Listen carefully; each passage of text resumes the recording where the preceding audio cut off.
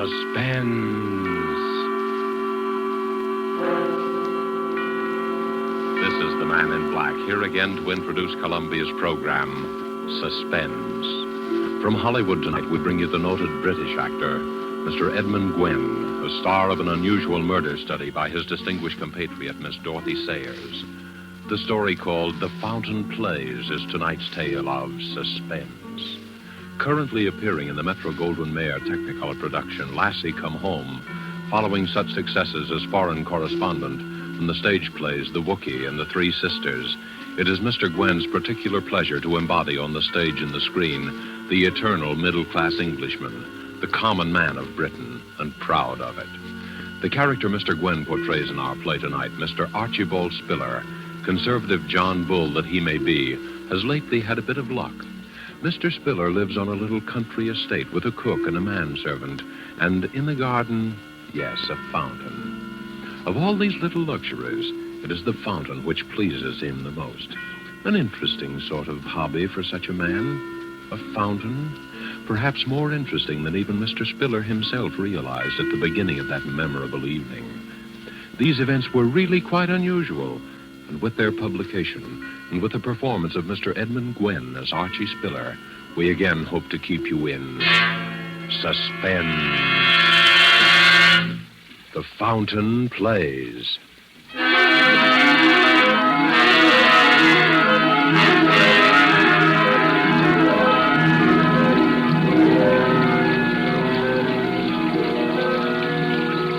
Now then, Mr. Spiller, what about it? Now, have a care of the fountain, Sam. Get wet if you stand too close. Fountain? You and your blasted fountain, wasting your money on a doodad. Oh, it's not expensive, Sam. It's very ingenious, really.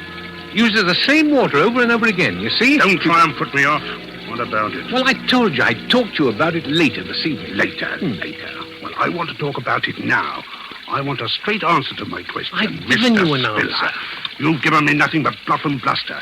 Do I get it or don't I? That's what I want to know. And if I don't... Please. My guests are arriving. I'll talk to you tonight. You'd better talk straight, too. It'll be your last chance, my lad. Hello there, everybody. You're just in time for a cocktail. Come in. Master said we'd find you here, Daddy. I hope we're not interrupting. Certainly not. You know Mr. Gooch, don't you, my dear? Of course. And this is my neighbor, Mrs. Digby, Mr. Gooch. How do you do, Mr. Gooch? And Ronald Proudfoot, my daughter's fiancé. How do you do, sir? How do you? Do help yourselves, everybody. You'll find all the fixings right there on the stone settee. Betty, you play hostess, will you, dear? All right, Daddy. I'll take mine neat. I was just showing Mr. Gooch the wonders of my little fountain. Oh, Daddy, you do make such a fuss over that fountain. Oh, well, even so, I always say that there's nothing quite like a bit of ornamental water to set a place off. Sort of like the Versailles Gardens, what? Oh, it's really lovely, Mr. Spiller. And so secluded with the rhododendrons and the lilac hedge all around. Ah, you like that, eh? Oh, I was thinking of cutting out some of these lilacs. Oh, I wouldn't. Well, to make a vista, so to speak. You can't even see it from the house with these bushes on all four sides. Well, now, perhaps that might add something. But if you like the lilacs, Mrs. Digby, the lilacs shall stay. Oh, Mr. Spiller. I'm no authority, I'm sure. Well, if you want an authority, I'd say it's a mess. Plaster, backstop, and all. A mess, see? A mess? Yes, a mess. Oh, maybe Mr. Gooch means the way the backstop arches up above the stray. It rather overshadows it, you know. Have to have that, you know, my dear. Prevailing winds from the south. Blows the jet of water right out onto the grass. If it weren't for that backstop, I'd have a regular swamp over there. Wasteful, too. Well, I'm glad I know that. You always were a fool, Archie, squandering money on a fountain. Oh, no, indeed. It uses the same water over and over again. Like the ones in Trafalgar Square, you know. It's most ingenious, really. Why, isn't that a wonderful idea? Well, I have to be careful, of course, even so. I turn it off every night to save leakage and waste and so on. Same old Spiller. A proper miser, if ever there was one. Oh, I say now. Mr. Spiller, sir. Yeah? The dinner is served. What? Oh, thank you, Master, thank you. Well, what do you say? Everybody ready for a bit of dinner, hey? We go in then, shall we? Come on, let's go in there. I got it. You can get some... Why, Mr. Spiller, your modest little fountain. When you're past the bushes, why, all at once you can scarcely hear it at all. Yes, quite impossible to hear it from the house. Can't hear it at all.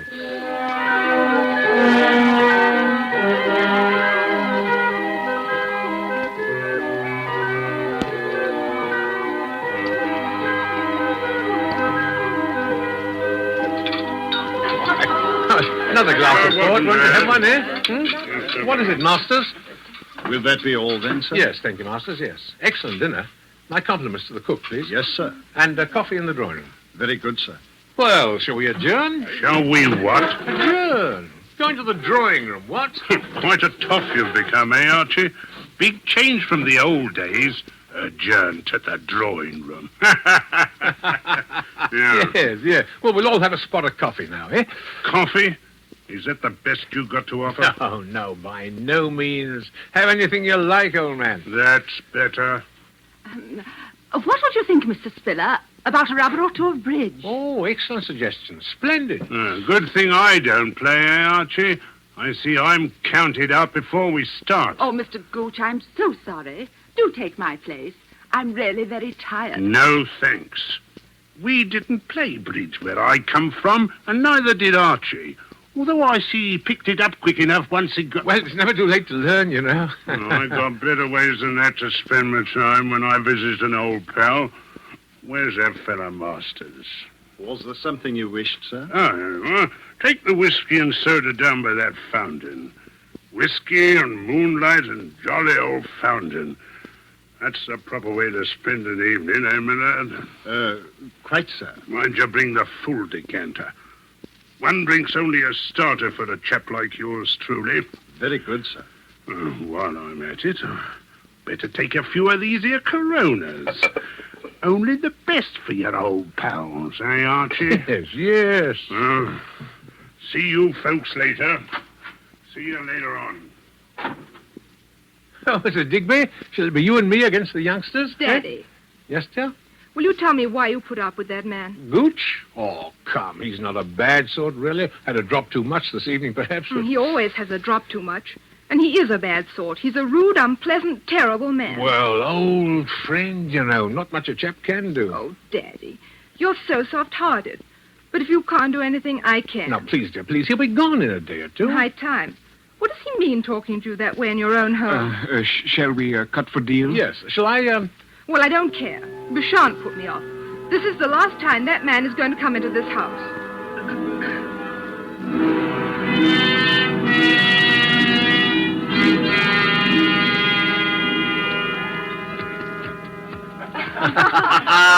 There you are. Game and rubber. I guess the old folks aren't so slow after all, eh, partner? Now, don't get Daddy all puffed up. You did have all the cards. Oh, not a bit of it. Jolly well played, sir. Play one more. Oh, I'm afraid not. I don't want to put a damper on the party, but it's 10:30. My word, so it is. Last hour or so passed in no time. Oh, that's probably Mr. Gooch. Oh, wonder where he is. I could guess. He said he was going out by the fountain. Dead to the world, that's what he is. Why, Betty. Oh, from drink, silly. Oh, of course. Well, I'm not superstitious, you know, but... Oh, Gooch will take care of himself, I dare say. Well, Mrs. Digby, if you really must... I'm afraid I really Well, then must. perhaps I can see you home. Well, if it wouldn't be Oh, inconvenient. not a bit of it. It's a pleasure I've been looking forward to all the evening.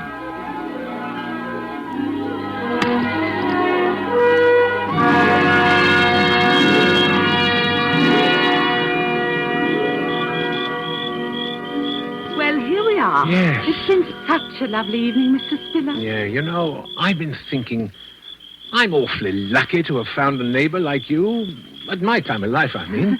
Maybe it's not luck at all. It's fate, you mean? Eh, Mrs. Digby? Or may I call you Rosalind? Oh, of course. And you call me Archibald, eh? Oh, silly name, but it's the only one I've got there. All right. You know, it was true what I said tonight, that the place will be needing a new hostess soon. With Betty getting married, you mean? Hmm. You must be very happy for her. Oh, I am. But what I mean is, that, well, we're both alone in the world now, and Yes? Rosalind, there's something I want to talk to you about soon. I can't just now. There are arrangements I have to make, but I do want to talk to you really seriously. Well, I'll always be here, you know. But it's late now. Yes, it is.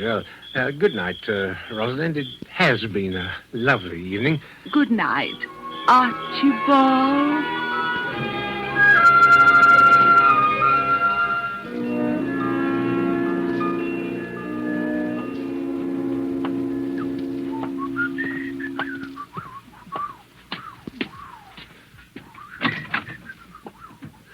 Hello, Masters. Tell me, where's everybody? Mr. Ronald left 5 or 10 minutes since, sir, and Miss Elizabeth has retired. Oh, Well, has Mr. Gooch come in yet? I couldn't say, sir. Shall I go to see? No. Never mind. You can cut along to bed now. I'll lock up. Very good, sir. Oh, by the way, Masters, is the fountain turned off? Yes, sir. I turned it off myself at 10:30, seeing you were engaged. Oh, fine. Well, good night, Masters. Good night, sir.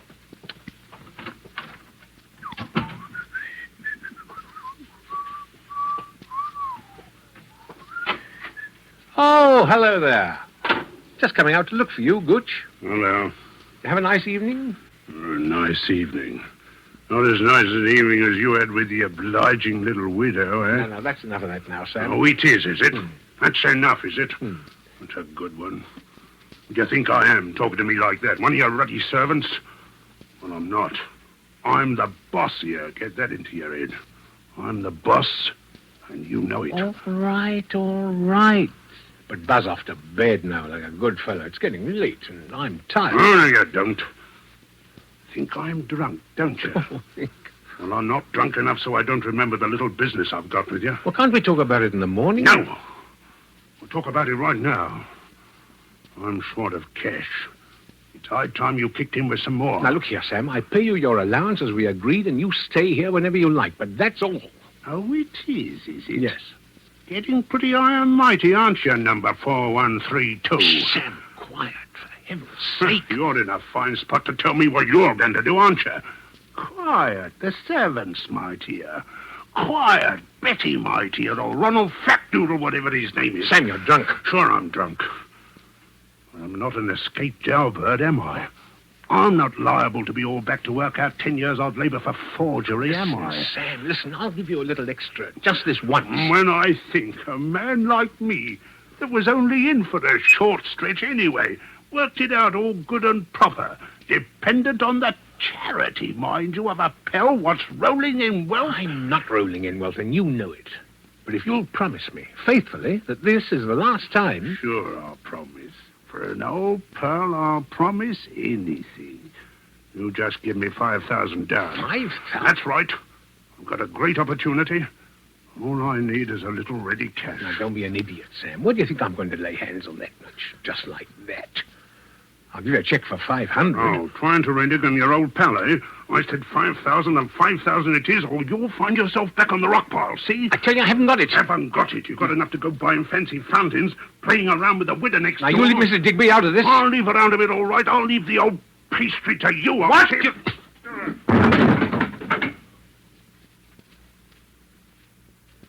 I told you that was enough of that, and I meant it. Now, pull yourself together and go to bed. Go on. I'll talk to you in the morning. You hear me, Sam? Sam. Yeah, come on. I didn't hit you that hard, you know. Go on, get up on your feet now, Sam. Go on. Sam. Sam.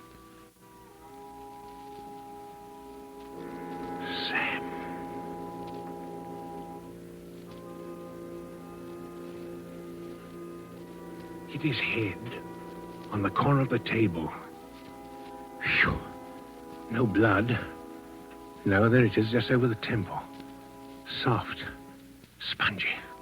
Mr. Gooch's fall had made quite a racket, too. Somebody must have heard it.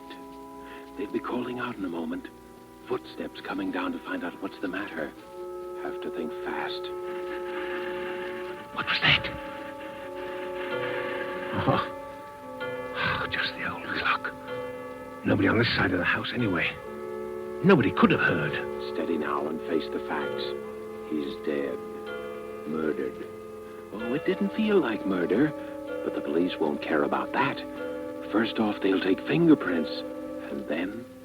If I could make them suspect somebody else, confuse them. An alibi. Yes, that's what's needed. An alibi. Make it seem he was alive when he was already dead.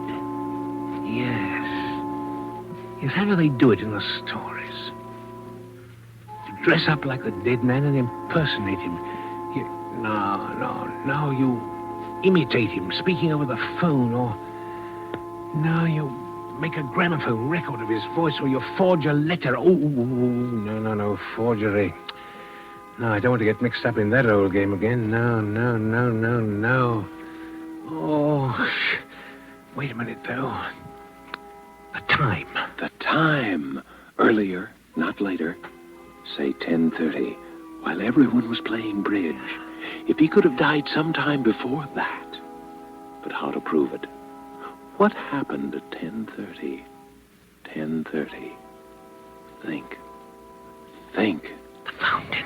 The fountain. Yes, the fountain. Mr. Spiller went out to the French windows to the garden, then turned on the fountain, then down the garden path. Stopped and called a name. A name. Sam! Gooch!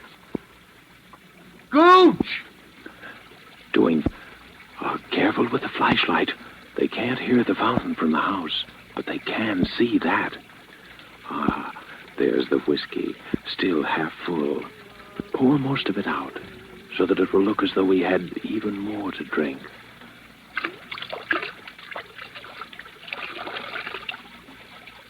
Now back to the house. That'll do. Now back into the house. Looked for him and didn't find him. It was dark. The moon had gone down. But from now on, quiet. Quiet as he is lying over there. The wheelchair in the hall closet. The wheelchair used to be Mrs. Spiller's. Remember how she... No, not time to think of that now. Just left him into it. Who'd have ever thought old Sam was so heavy? Now out the other door, but quietly this time. Down the back path. Carefully. Feel like running. Feel as though every window in the house were thronged with white, staring faces, watching. The manufacture of an alibi. Here we are. Now to lift him up again. There. Laying down on the edge of it. One hand in the water. The bruise on his head right up against the stone corner of the basin. There.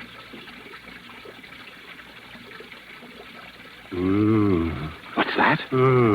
He's alive. Gooch is alive. After all that trouble, after committing practically the perfect crime, he's alive.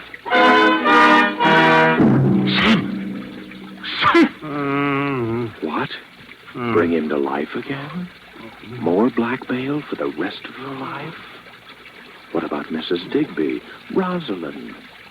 What about Betty? She at least deserves something better. Murder? All right, murder. He's dead already as far as the rest of the world is concerned. Now. Now or never. His face is right by the water's edge. Push him under. Now. Now.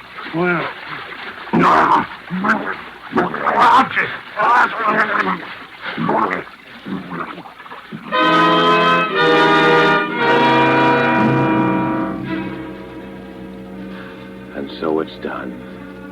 Remorse? Why remorse? Does the mouse feel remorse that the cat is killed? Does the prisoner feel remorse when he leaves his prison? No. No, it's done, and well done. Nothing left but the finishing touches now. Take back the wheelchair. Let the fountain run another hour, and then to bed. And when the police come in the morning, the perfect crime. Remorse? Nonsense. Congratulations would be more like it. Yes, congratulations, Mr. Spiller.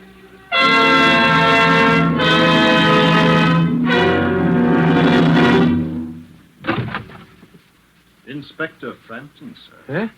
Oh, yes. Come in, Inspector. Come in. I hate to trouble you, Mr. Spiller. Regulations, you know. Of course. Everyone here who was present the night of that is, last night. Yes, Inspector, yes. There's Mrs. Digby, my neighbor, my daughter Elizabeth, her fiancé, Mr. Ronald Proudfoot, and the servants, of course. Excellent. Well, now, if you'll all bear with me, I have to ask you all a few questions, you know. But, Inspector, it wasn't... That's what we have to find out. You know, there was a blow on the head. Oh. Now, as I understand it, the deceased was last seen alive at about 8:30, just after dinner. Let me see. You were the last to see him, eh, my man? Yes, sir. I believe so, sir. You took the whiskey and soda down to the fountain in the garden and left it there with Mr. Gooch. And that was the last time he was seen alive by any of you, eh? Yes. Yes, Yes, that's The right. four of you then played cards, I believe. Yes. Until what time? Oh, about 10:30. And no one left the room during those 2 hours? No. Then, no. Mr. Spiller, you accompanied Mrs. Digby to her home. Yes. Is that correct, Mrs. Digby? Yes, Inspector. Now, when you returned, you were met in the hall by Masters. Yeah. Now, what time was that, Masters? About 10:45, sir. And Mr. Spiller at that time inquired after Mr. Gooch? Yes, sir. He asked if I had seen him, and as I had not, he suggested I might retire, that he himself would lock the house. And the others had all left? Yes, sir. That is to say, Mr. Ronald had left. I heard him drive off in his car, and Miss Elizabeth had retired. Then you were alone in the downstairs part of the house. Is that so, Mr. Spiller? Yes. You tell me, please, what you did then? Well, I was worried about Gooch. He'd been drinking quite a lot, and so I went to look for him. Went down to the end of the garden by the fountain. You didn't go through the lilac hedge to the fountain. No, it was dark by then. I couldn't see. I called Gooch several times. Did anyone hear Mr. Spiller call? Oh, I did, sir. I was half asleep, as you might say, but I did hear Mr. Spiller call out. And then what did you do, Mr. Spiller? I came back into the house, sat up in the library, read for a while, and about 1 o'clock I went to bed. Now, this is very important. Who turned off the fountain? I did, sir. At what time? At 10:30, sir. You're quite sure of that? Yes, sir. It was the usual time. I see. And no one would have turned it on again, of course. I can't think why, sir. Well, I think that makes everything very clear, Mr. Spiller. Yes. When the body was found, it was still wet from the spray of the fountain. Therefore, death must have occurred sometime before the fountain was turned off at 10:30. And as all of you here were occupied till then, from the time the deceased was last seen alive... An accident, of course. I said so from the beginning. Well, might have been either, you know. There had been a blow, and there was water in the lungs. Well, the man apparently fell due to his intoxicated condition, struck his head, falling into the water, from which he was unable to rescue himself. Well, seems the obvious conclusion, doesn't it? Poor fellow. Well, thanks, everyone. I don't think we shall have to trouble you again, Mr. Spiller. Well, I hope not. And thank you, Inspector.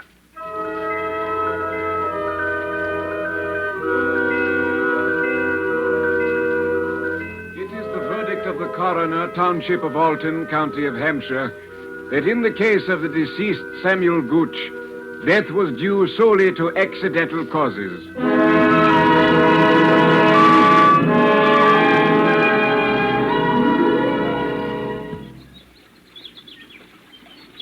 Oh, Daddy, I'm so glad.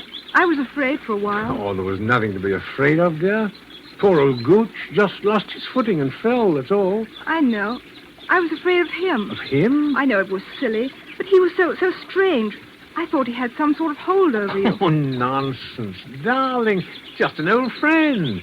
And I'm a sentimental old fool. You're an old dear. But I've got to run now. What, off at Ronald? Uh-huh. Daddy, are you going to be awfully lonely when I've gone? Oh, you know I'll miss you. Maybe Mrs. Digby. No, my girl. Oh, she's such a Oh, darling. she is rather nice, isn't she? Eh? In fact, I thought I might pop over to see her this afternoon, as long as you're going to be out. Daddy, I knew it. I won't keep you another second. Ask her over to dinner. Well, perhaps I shall. You be on time, though. I will. Bye. Bye.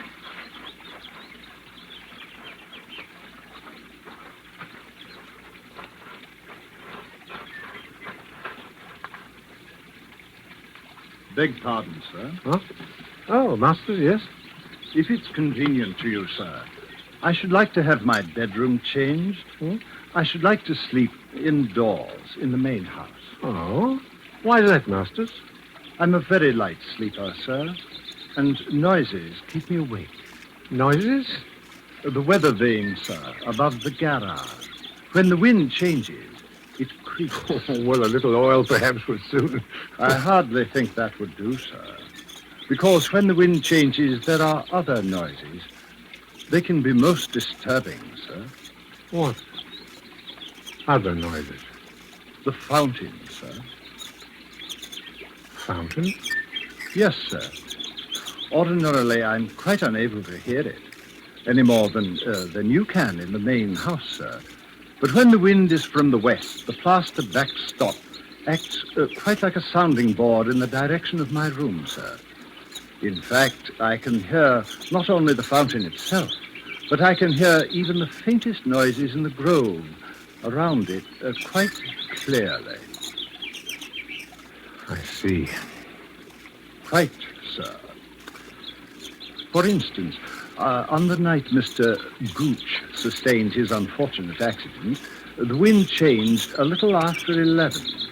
The weather vane awakened me, and then I heard the fountain. I seem to hear other noises, too, if I may say so, sir. You heard? Yes, sir. I might add that after hearing the police inspector's observations, I took the precaution of pressing your dinner jacket. The sleeve seemed quite wet, sir. Yes. I think, sir, all things taken into consideration, you might find it worth your while to retain me permanently in your service at, shall we say, double my present wage for now. Huh?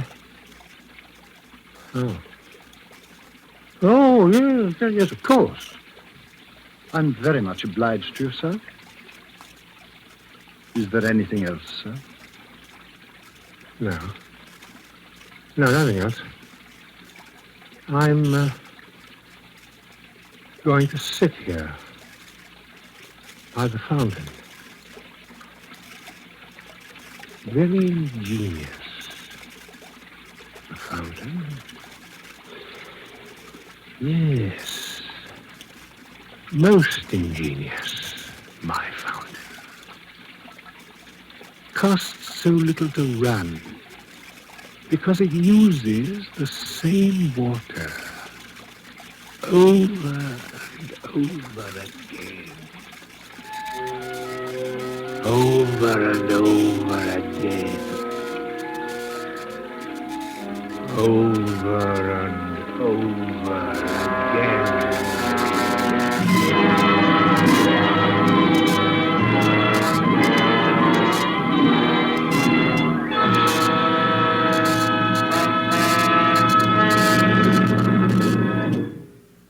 And so closes The Fountain Plays, starring Edmund Gwenn and the Dorothy Sayers story, which was tonight's tale of Suspense.